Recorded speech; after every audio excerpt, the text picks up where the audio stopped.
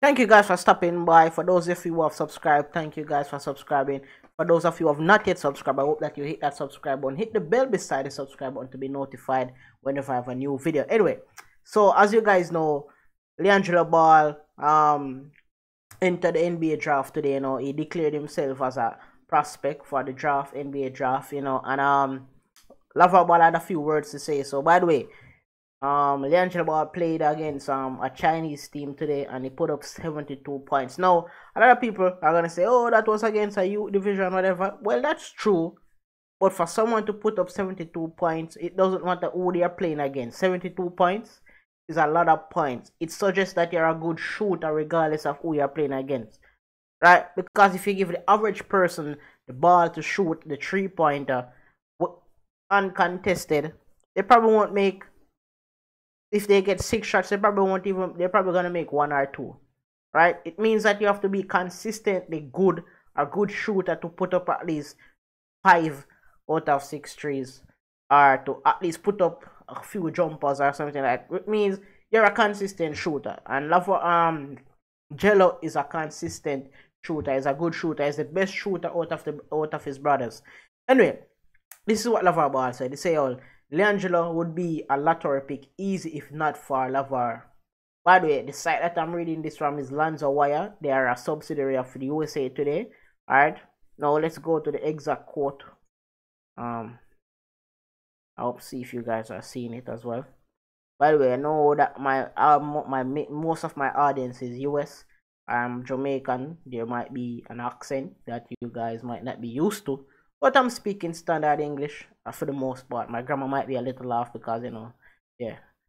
But for the most part, I'm speaking English. So I'm sure that you guys can hear me and understand me properly. At least I think so.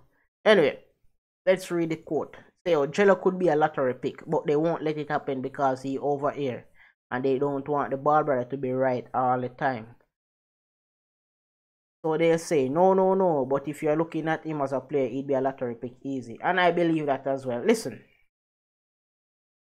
no scout can look at me and tell me that LiAngelo is not a good prospective NBA player.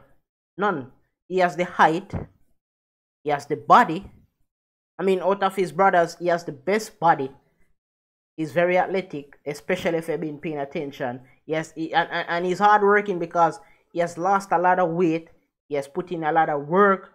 If you have been watching him, he's good in the paint. He's just 19. He's still growing. He's developing. He has a good shot. He can shoot the basket. He's a scorer. He's a pure scorer, right? He has the body to play good defense. All he has to do is learn it.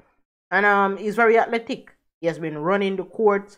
Yeah, if you have been watching the LKL games, he has been running from one end of the court to the other end of the court. He has been playing full games. I mean, especially in the BB tournaments, he has been playing like full 40 minutes and so forth straight.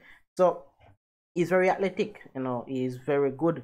And I have to agree with LaVar Ball to a bit. And at the same time, I have to say that LaVar Ball, that if you know this to be true, I think sometimes it also suggests that since you know this to be true, you should pull back on how you criticize these people. But then again, if you know this to be true, you obviously know what you're doing then. And the truth is, he's not lying. I mean, a lot of people probably who would have considered LiAngelo probably won't want to consider him just because of LaVar Ball and what he is about and all of that. And it's pretty sad. Now, again, it's their organization and you cannot tell them how to run their organization or anything like that. But Jello is a pretty good player, and to not consider him just because of his father is pretty short-sighted, especially as a player. And the upside to Jello is that, hey, the brand is huge. He has a huge brand. The family brand is huge. They have a lot of followers, a lot of kids pay attention to them, which means that if LiAngelo Ball is going to enter the NBA, it would be such a good story. 2 Ball brothers. You can imagine every match they face at each other. Not to mention if they're playing on the same team. I mean, if the Lakers are smart, I would draft all 3 Ball brothers. I don't care what anyone say. You know why? If all 3 Ball brothers are on the Lakers, that would be the biggest story in the NBA. And can you imagine if those 3 Ball brothers went on to win a championship? 2 championship, 3 championship? People, you see, and this is the problem that I have with a lot of people. They are very short-sighted and they cannot pre ahead. You see, life is all about paying attention to now, looking at the past, collecting your information, and using it to project so that you can make better decisions as you go along in life. So it's all about looking ahead and using past and present experience to judge and evaluate the part that you're taking to go ahead. And listen to me, this would be the biggest story if all three Ball brothers is playing any franchise they're playing, and even if it's in Phoenix, it would be a huge story in the NBA. Going on to with their social media following between the three brothers on his Instagram alone, Lonzo has 4.5, Melo has 3.5. That's around 4.5, 3.5. That's 8 million right there. And Jello has 2.05. That's 10.5 million followers on Twitter and Instagram alone. Now, the actual number might, like, in terms of, people, one person probably following all three Ball brothers. But you get the point I'm trying to make. They have a huge following. So, listen, he's right. LaVar Ball is right. A lot of people are probably going to overlook him. But teams like Phoenix Suns, Sacramento King, the Spurs don't need him in terms of talent, but the attention that they would get, probably. But Popovich is a coach, so that's probably a no, cause I don't think Popovich like LaVar Ball. But then again, management, the billionaires who own these companies know what it's about. See, and this is what the average fan don't realize and understand.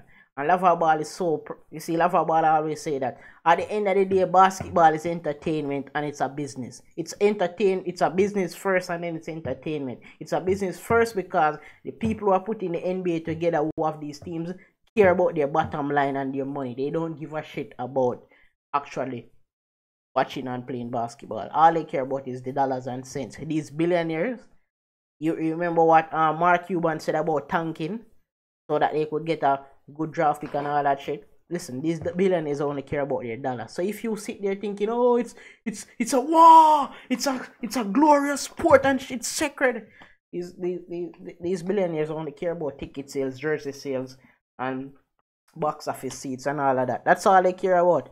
And if they can get that with LiAngelo Ball in any market, they're gonna take him. So you guys are probably gonna in for a rude awakening.